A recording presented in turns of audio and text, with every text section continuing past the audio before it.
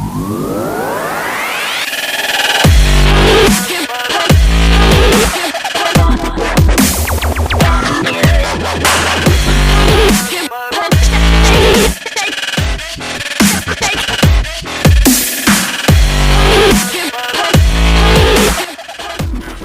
is up, everyone? TCT here again, back with another podcast.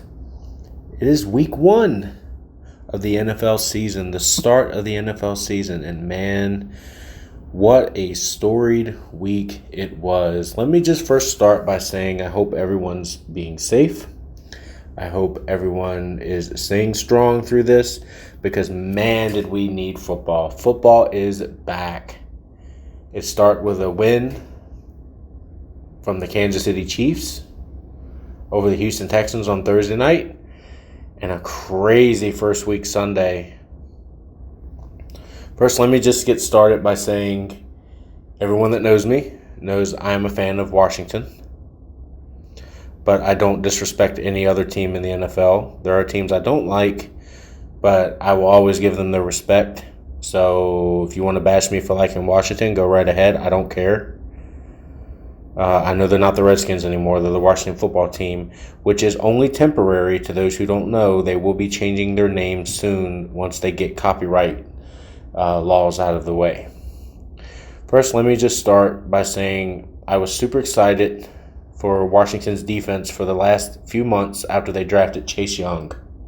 Chase Young, the Predator from Ohio State University, adding to the line Daron Payne, Jonathan Allen, Ryan Kerrigan, Montez Sweat, John Bostic, Kendall Fuller, Fabian Moreau. All good players. A lot of first-round draft picks there. A lot, and I mean a lot. So let's get started. I'm sitting at home and I'm watching the game, and I am yelling at the TV because, typical Washington fashion, they are down 17-0 late in the second quarter. Dwayne Haskins did not have a great first half. I think he was only 3 for 13 at one point for like 37 to 40 yards at some point. I can't remember because he was overthrowing people. He was very poorly executing plays. Their run game by Gibson and Barber was actually pretty good, which is why I was amazed at a 3rd down and 2 call that they had where they decided they wanted to pass the ball. I didn't like that. Gibson and Barber could have definitely got that first down there, and they had to end up punting away, and they were down 17-0 at that point, so they should have held the ball a little bit longer. But let's go ahead and talk about this defense. So in the second quarter, I'm a little upset at how the offense is playing because they weren't doing very well, but I started to notice the defense is actually stopping Philly on 3rd downs, 4th downs. Their secondary is not great yet.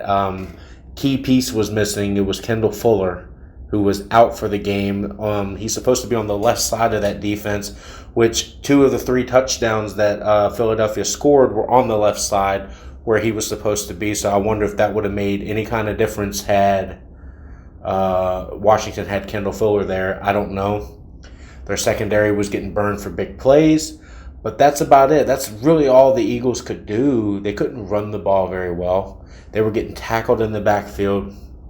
Chase Young, Ryan Kerrigan, and Jonathan Allen, along with John Bostic, Matt Ioannidis, they were a nightmare. Oh, and don't forget Daron Payne, too. They were a nightmare for Carson Wentz. I feel bad for Carson Wentz. They came into the game beat up. They had so many injuries on that Eagles front. So many injuries. And Carson Wentz just was pounded. He ate grass 8 times. 8 sacks in the game. They were up 17-0. They should have probably ran the ball a little bit. It kept it away from Washington. Couldn't even do that. They tried. Couldn't do that. Washington was stripping them, was fumbling them. He threw 2 interceptions to Washington's defense, which were big key interceptions. One of them was when they were down 17-0. The other one is when they were down 17-7, and it got them back to 14-17. And then in the fourth quarter, Washington, led by that defensive line, the secondary didn't play too bad. It didn't play great, especially on a 3rd down and 22 they had earlier in the game where they gave up almost a 60 or 70-yard pass, which I was completely shell-shocked by that, how anyone could ever do that on a 3rd and 22. That was just ridiculous. But beside the fact that their defensive line won them this football game and was able to give Dwayne Haskins some confidence to where, for those of you who don't know, Ron Rivera, their head coach, is going through cancer right now. He had to have an IV during halftime, so he couldn't speak to the team. Dwayne Haskins Jr. stepped up into that position as team leader. He walked into that locker room, and Rivera, all he said was that he could hear Dwayne Haskins going off. He could hear Dwayne Haskins saying, "I got you. We're going to do this. We can do this. We're at home. We're going to play better." And they came out and they dominated the Philadelphia Eagles, and that Philadelphia did not score another point since the beginning of the second quarter when they went up 17-0. They did not score another point. They gave up 27 unanswered points to the Washington football team, who, in my opinion, is tired of losing. Now, I'm listening to all the analysts this morning who are talking about how bad Carson Wentz is. Well, wouldn't you be bad if you were playing behind a beat-up offensive line with a bunch of receivers out and no weapons and getting drilled by a nasty, probably one of the best lines I've seen Washington have in a long time, getting drilled by a nasty line? I mean, because you got to remember, they switched back to a 4-3 this year. They're not in a 3-4 anymore, which was their problem for the last 10 years. Okay, the 4-3 and zone better disguises where you're going to put Kerrigan and Chase Young. Chase Young can be on the line. He doesn't have to be lined up at linebacker. The same with Kerrigan. That is their natural playing positions, which is why it works so good when you want to rush Jonathan Allen up the middle, because Chase Young will pressure him from the outside to where he has to look at Chase Young, and then Allen can get his hand in there and pull him down. Beautiful. Beautiful, beautiful. It's exactly what happened yesterday. 27-17 was the final score. I'm really impressed with Washington football team. I have a couple videos. If you guys want to hear my reactions, they are here on YouTube. Thank you guys so much for listening to that. Those reactions did really well. They kind of blew up overnight, better than I ever could expect. I had a lot more subscribers the next day than I did the day before. So, like I said, hit that subscribe button. Okay, now moving on. The big game of the day. Tampa Bay Buccaneers with Tom Brady and Rob Gronkowski versus Drew Brees, Alvin Kamara, and the New Orleans Saints. My prediction going into this game was a 31-17 victory by the Saints, and I was pretty close, because I do believe Tom Brady needs more time down there in Tampa Bay to get his stuff together. But yeah, I wasn't that far off. I really wasn't. He didn't look good in the first half. He threw a couple picks. I'm not ever really been a big fan of Tom Brady, but yeah, I knew he was going to struggle early on because the New Orleans Saints are the New Orleans Saints. Let's just go there. Drew Brees is one of my personal favorite quarterbacks of all time. I love him. I mean, he broke his yardage record against the Redskins last year or the year before last. I forgot which year it was really, but yeah, I mean they dominated Tampa Bay. Now I was telling people over the course of the summer, they're like, Tampa Bay is going to be scary. I'm like, yeah, where's their defense, though? They can score 40 points, but if you give up 45, you're still not going to win. The final score of that game was 34-23. They gave up 34 points. They scored 23 points. Now, usually you can score 23 points and you can win a football game, but they gave up 34 because they were playing the Saints, a team that had been playing together for a while. They have Drew Brees, Alvin Kamara. They definitely deserve that win. Now, later on in the season, when Brady and the Buccaneers get their fitting, if things start to change, if they have to play the Saints again, that could be a different matchup, and it would be in Tampa Bay, I believe, if they did do that. But as of right now, my Super Bowl prediction that I had at the beginning of the season was the New Orleans Saints versus the Kansas City Chiefs in the Super Bowl. That's that's just my opinion. I'm saying it now so that we can come back months from now and see if I was correct. Another thing I want to bring up, Cam Newton in Tom Brady's former spot. He did well. I'm not really a big Patriots fan. I'm not really a big Cam Newton fan, but he did well. It took him a while to get going like everybody, but he did very well. I mean, what more can you say? The guy's mobile. They're going to have to change their offense a little bit. It's not the Tom Brady offense that we're all used to seeing. It's not, offense. I mean, Tom Brady was playing for the Patriots for 20 straight seasons. I mean, we've never seen anything like this out of the Patriots unless Tom Brady was out or injured, which was very rare. So let me just say that their defense has held up a little bit. I mean, they played the Miami Dolphins, in which why they didn't start Tua. And they put in Fitzpatrick. I understand that, but come on. I mean, you're playing the Patriots. You don't want to expose Tua, but I mean, you were down a little bit late. You could have played him a little bit. I don't know.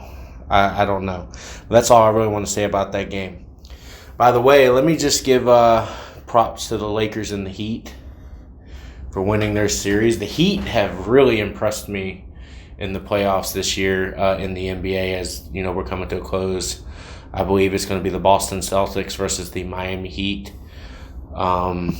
Here, let me check and see who the Lakers are going to play. Obviously, I've not really been keeping up with that. But, yeah, it's been a wild ride. The Miami Heat did really well in their series against the Bucks. They knocked out the Bucks. I think they only lost one game so far in the postseason. I haven't really been watching as of this week. Here, let me see who the Lakers are going to play here. All right, they played the Rockets the other night. I don't think anybody really. I don't think they have a team yet that they're supposed to play. Yeah, I don't know. I just know the Lakers are going to be in the Western Conference Final. My prediction: it's going to be Miami versus Los Angeles in the championship series. I think I see that happening. I think I see Boston falling in 6 or 7 games to Miami, and I think the Lakers are probably going to win 3-1 and whoever they play against, because they're just red hot right now. That's all I want to really say about the NBA. I'm not really a big NBA guy, but I love watching the playoffs. Another thing I wanted to get into is I started watching Grimm. Grimm is a TV show that was produced by NBC. And it's kind of like Supernatural mixed in with a little Buffy mixed in, all these shows, that you would see with supernatural predators and it's kind of like a fairy tale type thing, and it's actually really interesting. It's very well done, a little bit more well done as of now as I'm into it. I'm just finishing season 1. A little bit better as I'm into it than Supernatural, but I mean, given it's run by a bigger company than CW, it's a little bit better writing. But I love Supernatural. You're not ever going to tell me I don't love Supernatural. But Grimm, I'm impressed with it so far. I'm going to see how far it goes. Definitely love the storyline. One guy who's a Grimm can see these guys for what they truly are. These people, they're actually fairy tale-ish type creatures, demons and pigs and different types of animals. I don't really know what the world's going on. They call them Vesson, which starts with a W instead of a V. They're Vesson. And the Grimm's the only one that can see him, and it's his job to hunt him down and take him out of the world. But this cop believe in that, so he's just a cop. He tells them basically, if you do no wrong, I'm going to leave you alone. Just make sure you don't break the law, which is a really good thing for a cop to say to a Vesson, because every time a Vesson changes in front of him and look at him, they get like really scared that they're going to be murdered, which is pretty impressive writing. Like, that's always one of the best parts of the show, is when someone changes in front of them. You're like, oh, what is that creature? And then they look all completely terrified because they know he saw. And it's like, oh God, he's a Grimm. Get him away from me. Yeah. So that is pretty impressive how they did that. Got a good cast. I don't want to really get into the characters until I watch more of the show, but I'm really impressed so far. I watched a little bit of it when it first came out because it was getting really big, and I wanted to see. I think I watched the first episode, and that was it. And I was impressed by it, but I was, watching other things. But now I kind of want to go back into some stuff that I knew I should have watched, and Grimm was definitely one of them. So now that I'm finally watching it, it's a pretty big deal to me.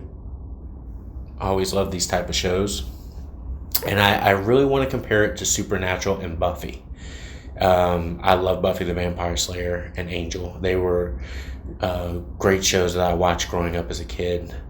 I had a family full of girls. One of them turned it on one day, and I was hooked on Buffy. Because she kicked those vampires to the curb, man. Like, she would beat them up so bad, and then she would get hurt herself, and it's like, well, this is kind of a back and forth thing. I like this, a couple creatures. It was a little bit scary, but it's the 90s. Who cares? I think it went from like 97 to 2003, and then Angel was from 99 to 04. Like, it was pretty impressive. It was before David Boreanaz went on to do Bones. I know that, but it made Sarah Michelle Gellar famous, and I absolutely love her and everything she does. Her and her husband, Freddie Prinze Jr., I think that guy is awesome as well. he had a lot of good movies when I was a kid. And they played Daphne and Freddie in the Scooby-Doo movies done by James Gunn. Who knew? Which is why their chemistry was really good in those movies. They're pretty funny. They're a pretty funny couple. They're a great couple too. But yeah, so Grimm. If you guys haven't seen it, check it out. Tell me what you think in the comments. I'd really love to know what someone thinks. But please, no spoilers yet until I tell you that I'm finished, and then we can talk about it. I really want to talk about it with people who've seen it. I know some people who have seen it that want to say some things. I'm like, no, I'm going to be done with it in a while. I'm not rushing through it. I don't binge. I work too. I maybe watch 1 or 2 episodes a day, if that. I should be done with it within, maybe a few months or a month or two, or, I'm not going to rush through it entirely in 1 week. Because, there's other things I'd like to see. I'd like to watch some sports, things like that. So, yeah, Grimm, check it out, NBC show. Now I want to get into the big thing, The Boys. The Boys season 2. I watched the first episode of it. I'm so glad it's back. I'm not gonna watch any more of The Boys until it is on Amazon Prime fully done, because I watched it and I realized that if I watch this, I'm going to fall down the rabbit hole again like I did with the first season and end up binging it. And when I can't get that episode because I have to wait a week, I don't like that. So I'm going to wait until it's done. I am shaking now because I really want to see the rest of it. I liked the first episode. I thought it was really good.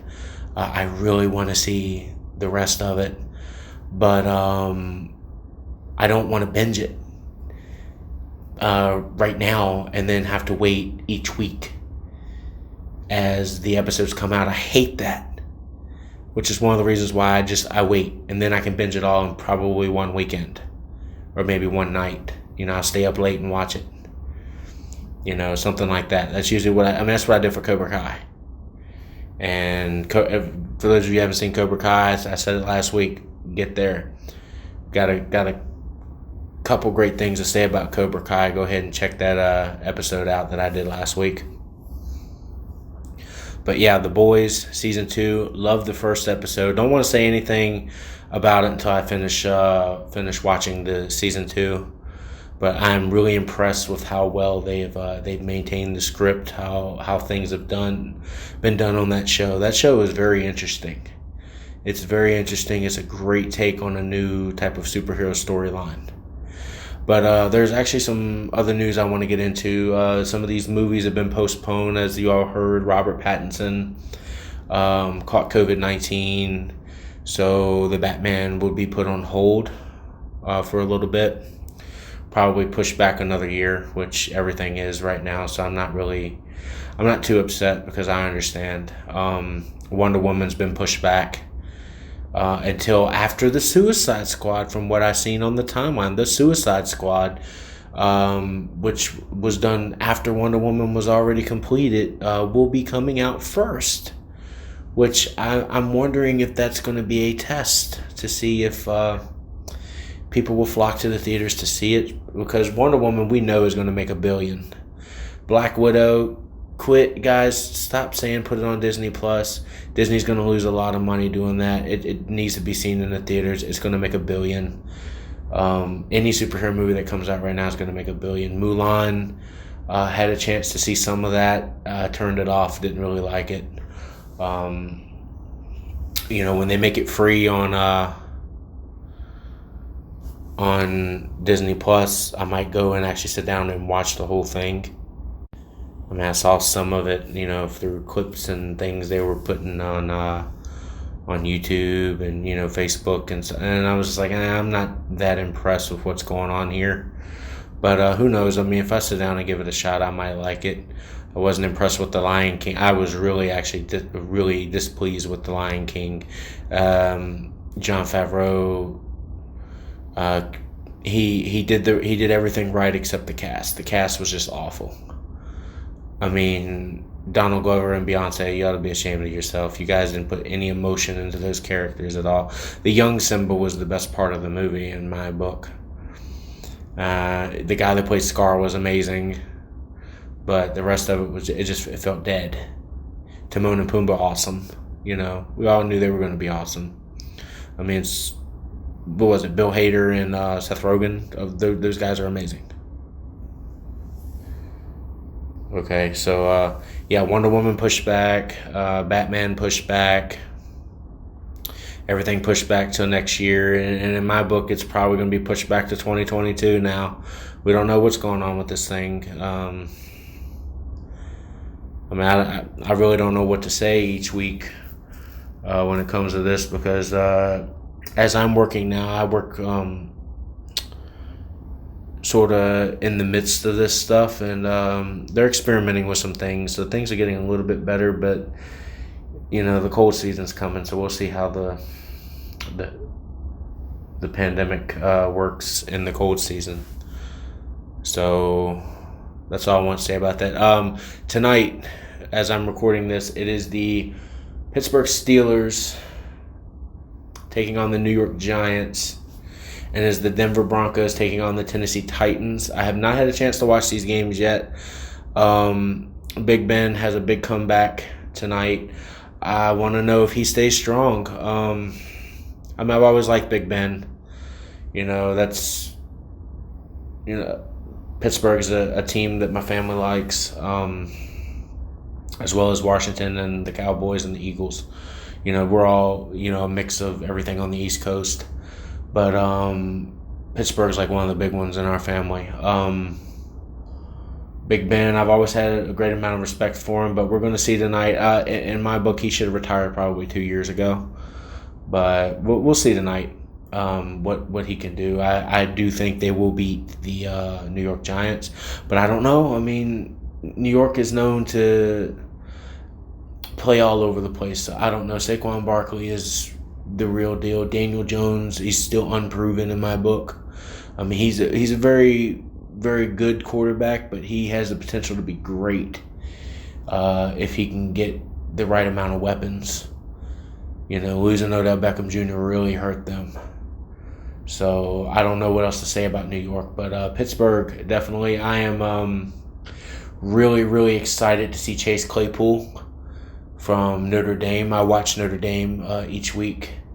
And when they drafted him, I was pretty excited. So Juju Smith-Schuster and Chase Claypool are going to be a pretty good combination. I want to see what they do, and I want to see how the running back situation fits in Pittsburgh. And their defense is always good, but they're losing a couple pieces every here and there, and it's starting to die down a little bit. So I want to see what Mike Tomlin's got.